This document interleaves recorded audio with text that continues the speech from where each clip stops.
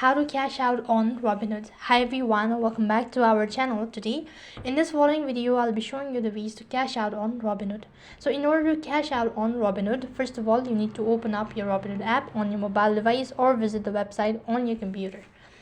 After that, you need to tap the accounts icon located in the bottom right hand side corner. Here you'll be able to find an option as transfer. The following option will only be available if you have enough funds, along with that if your account is verified. In my case, I've not verified as well as there is no enough funds, so then the option won't appear. So all you have to do is after you tap the transfer button, you need to select transfer to your bank. Make sure that your bank account is already linked and then enter the withdrawal amount and confirm it.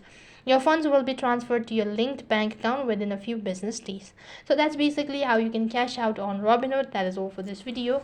I hope the video was helpful. Make sure to like, share and subscribe to our channel.